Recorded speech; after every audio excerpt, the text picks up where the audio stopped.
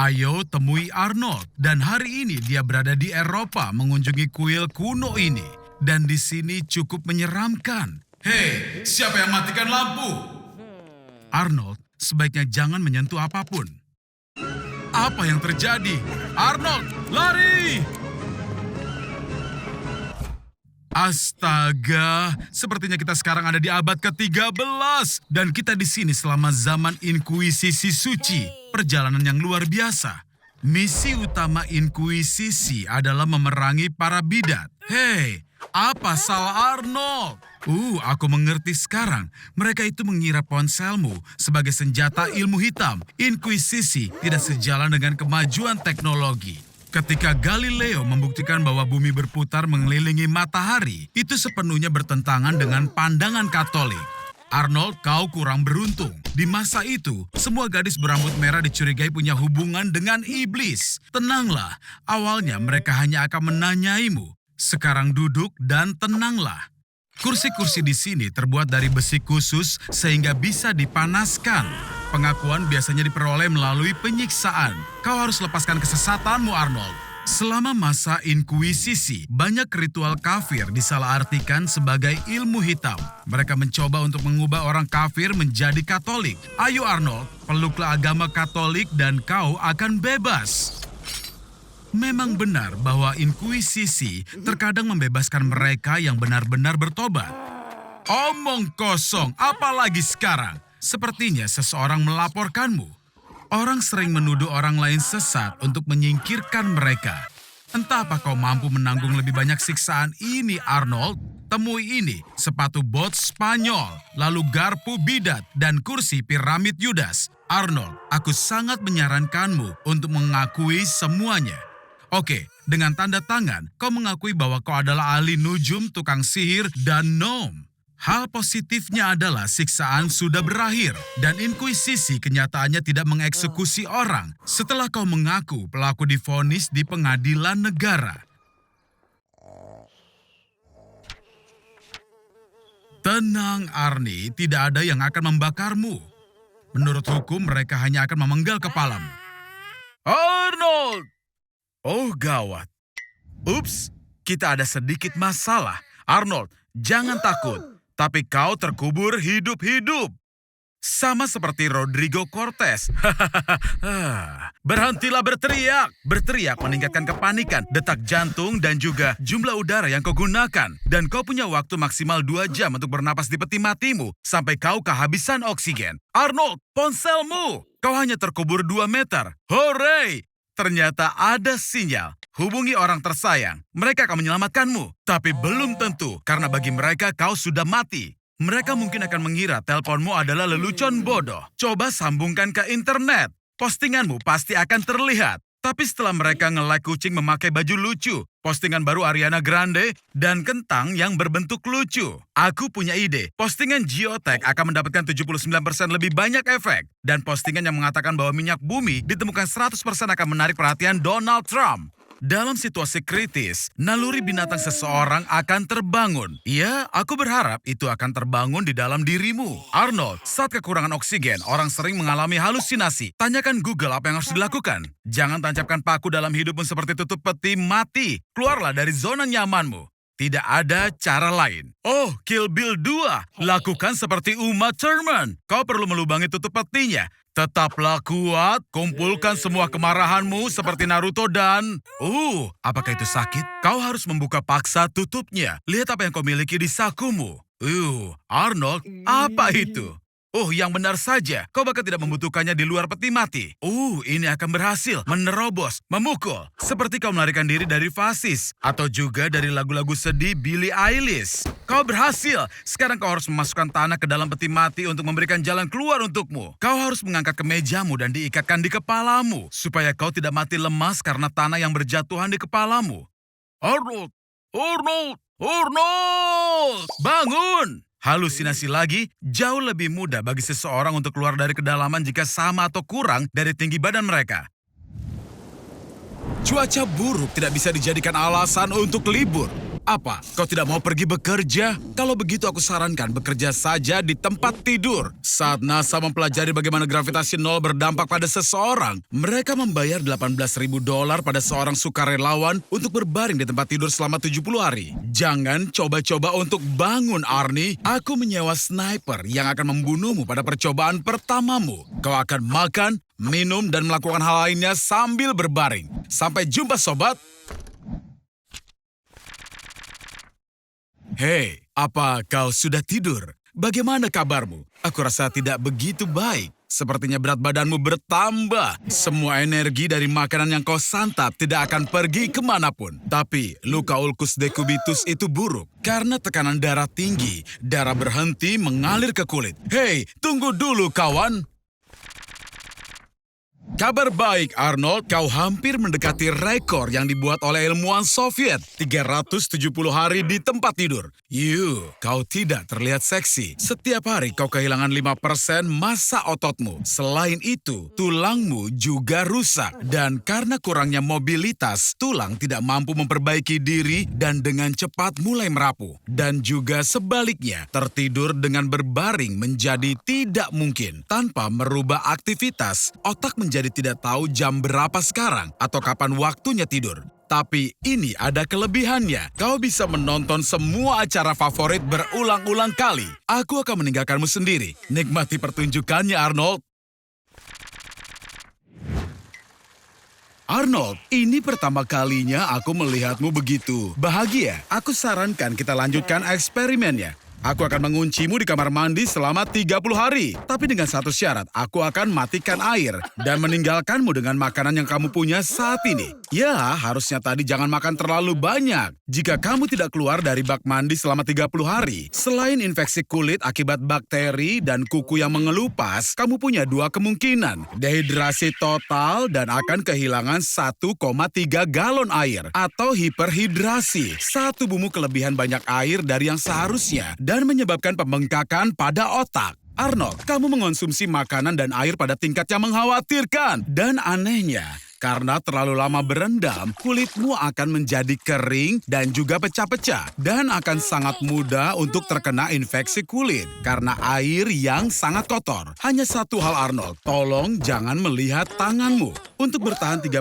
hari di bak mandi sambil menyeruput koktail, kulitmu harus lebih mirip dengan kulit anjing laut. Lagi pula, itu 20% lebih banyak lemak subkutan daripada manusia yang memberikan perlindungan dan kedap air yang luar biasa. Tapi sekarang, sebagai pembawa parasit usus yang berbahaya bagi manusia, kamu pasti akan diusir dari pesta. Arnold, kamu tidak menyerupai anjing laut sama sekali. Dan sama sekali tidak cocok untuk kehidupan air. Tapi di sisi lain, kamar mandimu sekarang menjadi surga bagi tanaman. Pohon palemmu sudah besar.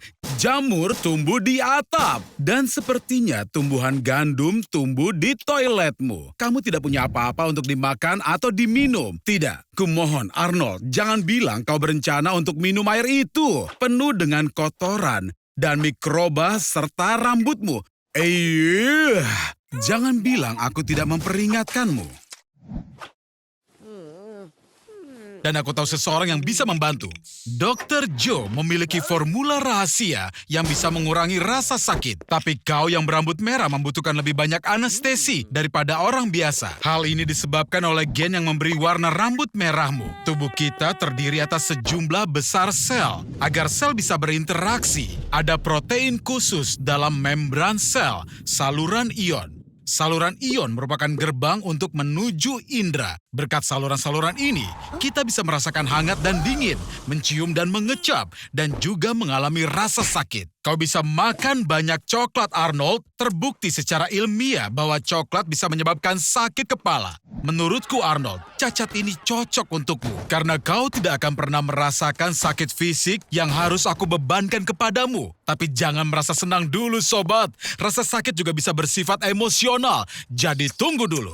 Sebagai contoh, cinta tidak berbalas. Jenis rasa sakit ini dialami oleh orang-orang yang menjual Bitcoin mereka pada tahun 2015. Arnie, kawan, bergembiralah. Kau tidak merasa sakit dan ini bisa membantu meningkatkan aksen pada individualitasmu.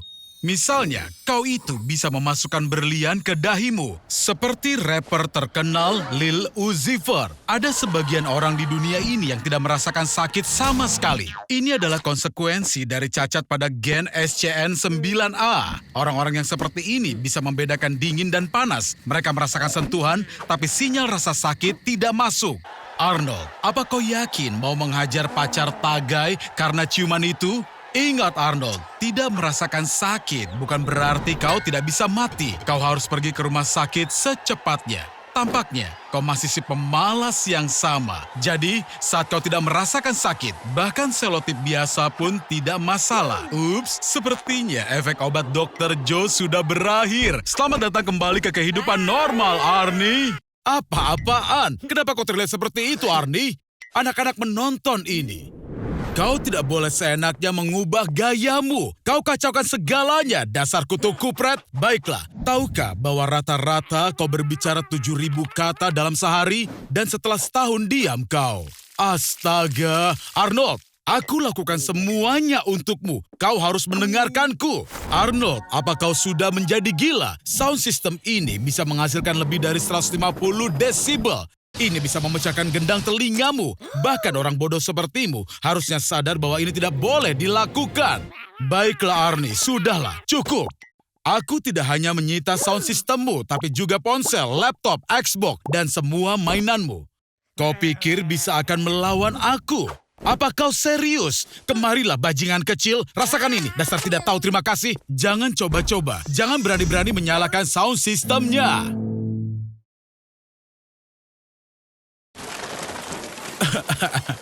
Apa-apaan ini? Arnold, jika kau lakukan itu lagi, kami akan membuat video baru berjudul bagaimana jika kau dicaca menjadi 1000 bagian. Cukup, sekarang bersihkan dirimu. Setelah 1 tahun tidak berbicara, suaramu akan berubah drastis. Otakmu akan menyetel suaramu dengan pendengaranmu. Dan dalam setahun, telingamu akan lupa bagaimana suaramu sebelumnya. Selain itu, berbicara setelah diam begitu lama itu sangat menyiksa. Tanpa latihan, pita suaramu akan melemah dan paru-paru cepat menyempit karena kekurangan oksigen. Kau terlihat aneh. Kau tidak apa-apa? Apa kau telah berubah? Ingat, kau selalu bisa berbicara denganku. Hei, aku lihat pesta minum malammu sukses besar. Tapi jangan lupa, di pagi hari kau ada konferensi untuk YouTuber dengan IQ di bawah 60. Dan jika terlambat, karirmu akan tamat. Tak ada waktu untuk ke toilet. Kau harus menahannya, kawan. Kandung kemih kita ini bisa menahan 150 sampai 200 mili cairan. Tapi setelah 400 sampai 500 mili, kau akan mulai merasakan tekanan. Kau pasti sudah minum banyak. Sepertinya si bos sedang kesal. Dan sudah pasti dia tidak akan membiarkan siapapun izin ke kamar mandi. Cairan itu diserap ke dalam ginjal, lalu turun lewat ureter ke kandung kemih. Mungkin kau merasa sedikit stres, Arnold, karena kini kau harus menahan kencing dengan ototmu. Aku sarankan kau jangan tertawa, Arnold, ataupun bersin, batuk. Hal semacam itu bisa melemahkan otot dan kau mungkin akan mulai bocor. Hore, waktunya istirahat. Kau selamat. Umumnya manusia pergi ke kamar mandi 6-8 kali sehari. Kau tidak beruntung, Arnold. Di zaman dahulu, aturan kesopanan mengizinkan orang untuk buang air kecil di depan umum. Dan pemisahan toilet menjadi toilet pria dan wanita baru muncul di tahun 1792. Oke, istirahat selesai, kawan. Dan sekarang giliranmu untuk memberikan presentasi. Jika kau tahan dalam jangka waktu yang lama, dinding kemih bisa merenggang agar kau bisa menahan lebih banyak air seni. Tapi ini bisa berbahaya. Bakteri dan asam dalam urin bisa naik kembali ke ginjal, menyebabkan sistitis dan pyelonephritis. Sepertinya Arnold, semua orang setuju dengan ketidakpuasanmu pada kebijakan perusahaan. Ayolah Arnold, aku tahu kau bisa menahannya sebentar lagi. Hanya 50 pembicara lagi, lalu kau bebas. Nah, sudah selesai. Waktunya pulang. Dan Arnold, kusarankan jangan membuat gerakan tiba-tiba. Jika kemihmu sepenuh itu, dia bisa meledak. Yeay, kau hampir sampai di rumah. Kini kita hanya perlu melewati jam sibuk pagi hari. Bergerak perlahan. Oh tidak, sepertinya tetanggamu menghampirimu Arnold. Kau tahu, pria yang suka memberikan pelukan erat ketika bertemu. Hei, jangan makan di supermarket. Sayuran itu adalah GMO, artinya organisme rekayasa genetika. Tomat ini mengandung gen ulat sutra dan mentimun normalmu ini punya kemiripan 40% dengan manusia dari sudut pandang genetik. Tapi jangan takut, GMO tidak menakutkan dan aku tahu cara membuktikannya kepadamu. Ayo merekayasa genetika dirimu, Arnold.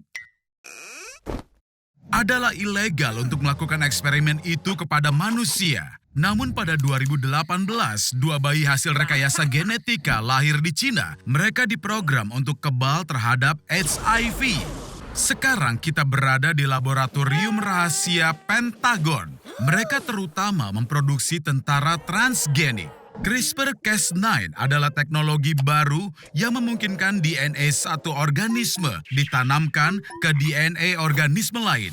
Seekor ikan biasa ditanamkan dengan gen dari ubur-ubur bioluminescence. Sekarang ini jadi ikan glowfish. Sayuran dimodifikasi untuk bisa disimpan lebih lama dan rasa lebih enak.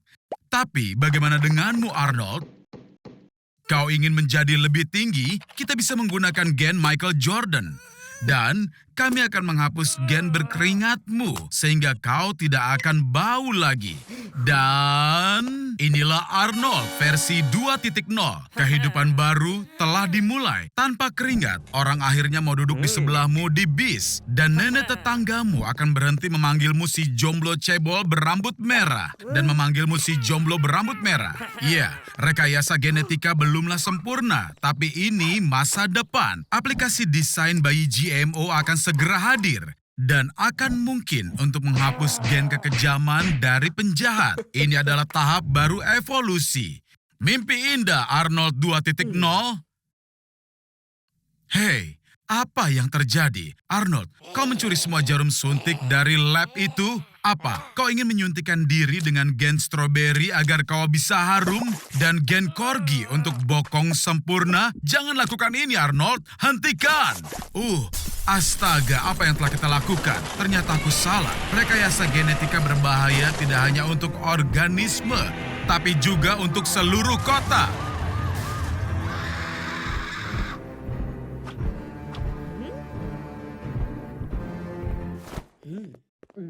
Kurasa kau harus cari tahu lebih banyak soal operasi ini. Transplantasi kepala pertama yang sukses dilakukan oleh Charles Guthrie pada 1908. Tapi dia melakukannya pada anjing. Salah satu kepala dijahit pada leher seekor anjing secara terbalik. Pada 1950-an, Demikov berhasil menempelkan kepala kedua yang berfungsi. Dia transplantasikan 20 kepala dengan tubuh depan anjing. Lalu kepala satu anjing ditransplantasikan pada tubuh yang lain. Lalu ada seekor monyet yang setelah proses transplantasi coba menggigit salah satu dokter. Pada tahun 2013, Sergio Canavero mengumumkan rencana transplantasi kepala manusia. Perkiraan biayanya adalah 12,8 juta dolar. Pada tahun 2017, di bawah kepemimpinannya, kepala manusia yang sudah meninggal ditransplantasi pada sesosok jasad. Sebenarnya itu cocok untukmu, Arnold. Sekarang saatnya melatih peranmu. Semoga kau tidak mengacaukan dan mempermalukan kepala-kepala ini. Kau harus bermain jagal sambil mengendarai sepeda roda satu di atas papan melewati lingkaran berapi. Mereka sepertinya tidak suka kau bertindak bodoh, Arnie. Cobalah untuk tidak mengganggu para profesional yang mengatur tubuhmu. Di sini kau hanya diminta untuk tidak merusak penampilan. Acara pembukaan besar, seluruh mata tertuju ke arahmu, Arnold. Hari ini kau bagian utama pertunjukan ini. Semoga berhasil, kawan. Kau hebat. Hanya tinggal sedikit lagi dan... Apakah itu Tagaya di sana? Dia datang untuk melihatmu? Tidak, jangan teralihkan. Jangan sekarang, Arnold. Dasar bodoh. Dengan coba menjadi gentleman, kau justru mempermalukan diri sendiri dan Trull bersaudara. Itu kegagalan terbesar. Jadi, mencoba untuk menjadi pahlawan ya. Tapi hati-hati jangan sampai mendapat masalah. Sepertinya kamu beruntung kali ini. Atau tidak.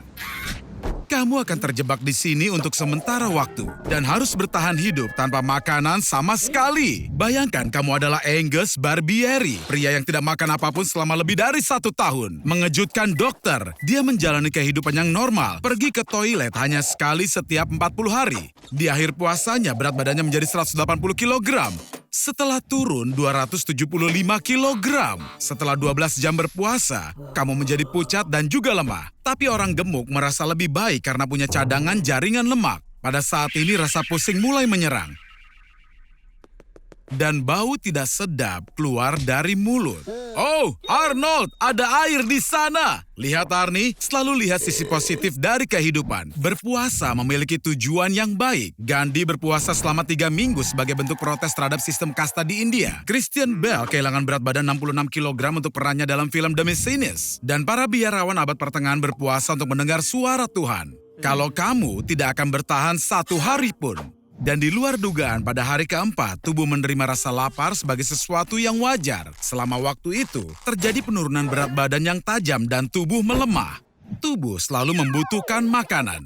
Jadi saat tidak ada, tubuh harus menggunakan lemak dan jaringan otot. Hal ini melepaskan keton yang sangat berbahaya bagi tubuh. Sakit kepala dan kelemahan berkembang. Dan dalam kasus terburuk, terjadi muntah dengan cairan lambung, kebingungan, dan bahkan kematian. Setelah 2 minggu, kamu akan terus-menerus merasa kedinginan. Kesadaranmu seringkali menjadi kabur. Dan kamu tidak sadar apa yang kamu lakukan. Oh, Arnie, bantuan telah datang.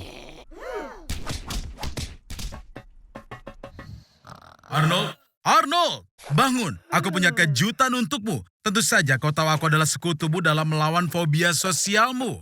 Kuputuskan untuk membantumu dengan memindahkanmu jauh dari orang-orang. Lebih tepatnya, ke puncak Gunung Everest. Nama lain gunung itu adalah Chomolungma, dan itu puncak tertinggi di planet bumi. Omong-omong, hanya info saja, tapi kau berutang $50.000 padaku. Ini biaya untuk ekspedisi ke atas sini. Untuk bertahan di puncak kau butuh perlengkapan terbaik. Lagi pula, kadar oksigennya sangat sedikit dan sangat dingin. Turunlah, cepat, setidaknya 1 kilometer. Cepatlah Arnold, tapi bergeraklah sepelan mungkin. Oksigen di sini hanya sepertiga kadar normal. Coba untuk menghemat energimu. Kurangnya udara menyebabkan otak salah memperkirakan waktu. Merangkak sejauh 5 meter dalam 3 jam sepertinya terlalu lambat bagiku. Untungnya, angin di puncak bisa mencapai 200 meter per detik dan itu bisa membantu kita. Kau bisa terbang sejauh 8 kilometer hanya dalam waktu 3 menit. Tapi hati-hati, langkah pegunungannya bisa menghalangi. Beruntung sekali kau jatuh ke tumpukan sampah. Wisatawan Everest meninggalkan banyak sampah di gunung hingga pemerintah mau membayar $2 untuk setiap kilogram sampah yang diambil di sini. Aku lihat kau coba mengembalikan $50.000. Arnold, berusaha untuk tidak terlalu banyak bernapas. Pada suhu minus 60 derajat Celcius, paru-parumu akan mulai mengering. Batuk gunung sangatlah parah hingga bisa mematahkan rusuk. Maaf Arnold, tapi para pendaki tidak bisa memindahkan jenazah dari Gunung Everest. Itu mustahil. Terlebih, jenazah dijadikan penanda ketinggian untuk puncak gunung. Baiklah Arnold, setidaknya kau menemukan kegiatan yang berguna. Aku lihat kau sangat senang berada di sini kawan, terutama setelah kondisi yang sangat dingin itu. Kurasa kau terlalu berlebihan menikmatinya. Halo Arnold, sepertinya kau mulai berhalusinasi karena kekurangan oksigen dan ada yang membawamu ke kemah. Aku senang kau sadar, tapi masih ada jarak 6 kilometer lagi. Sayangnya, aku rasa kau tidak punya kekuatan untuk sampai di rumah. Tapi tunggu, Arnold, aku ada ide. Kau bisa mengulangi aksi Marco Siffredi. Pada tahun 2001, dia menuruni Gunung Everest menggunakan seluncur salju. Aku yakin padamu Arnold. Beberapa tulang patah dan radang dingin tahap akhir. Tapi kita sampai di bumi. Arnold, ini tidak bisa dipercaya. Ayo, berteriaklah bersamaku. Hore! Arnold, aku hanya bercanda. Kau tidak boleh berteriak di gunung. Itu bisa memicu longsor. Jangan cemas, Arnold. Aku tidak akan meninggalkanmu di sini. Kau masih berutang $50.000. Arnold, ayolah. Ini tidak adil. Oke, aku akan ambil sekop. Ini adalah kulit manusia pertama di dunia yang direkayasa secara biologis. Di tahun 2011, para ilmuwan Belanda menciptakan seekor kambing yang bisa menghasilkan bahan untuk jaring laba-laba dengan susunya, lalu mengubahnya menjadi kulit manusia. Dan kulit ini 15 kali lebih kuat dari baja dan bisa menahan peluru kaliber 5,56. Penelitian ini secara resmi berakhir. Tapi bagaimana kalau eksperimen ini dilanjutkan secara rahasia? Selamat ya Arnold, kau baru saja menjadi sukarelawan untuk tes kulit anti peluru. Wow! Kau masih hidup, Superman?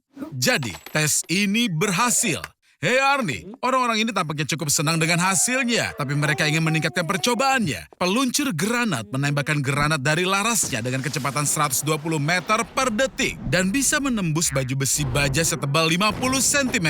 Sekarang kita membutuhkan sesuatu yang lebih serius. Misalnya, kulit yang terbuat dari fluorin. Ini adalah bahan terkuat yang dikenal dalam ilmu pengetahuan, sebuah allotrope karbon. Dan bahan ini 200 kali lebih kuat dari baja terkuat. Selamat ya Arnie, kulitmu yang penuh dengan minyak bisa menahan granat yang didorong oleh roket. Yang tentu saja tidak ada jaminan soal otakmu. Gelombang kejut mengubahnya menjadi jelly yang bergoyang-goyang. Tapi untungnya, kau berada di laboratorium yang sangat rahasia. Itu benar Arnold, saat yang tepat untuk kabur. Lagi pula sekarang senjata otomatis tidak bisa melukaimu. Bahkan kau tidak bisa dicekik dan bahkan tertabrak mobil pun tidak akan menyakitimu. Tapi kekuatanmu Arnie, si pengecut kecil, tidak berubah sedikit pun. Tapi sebaliknya, seperti yang terlihat, sekarang kau memiliki mental baja. Tapi masalahnya Arnold, sekarang kau harus sembunyi selamanya agar tidak ada yang tahu bahwa kau punya kulit super. Tunggu, apa? Aku mengerti Arnie, kau akan melakukan apa saja agar disukai. Ya, terserah saja.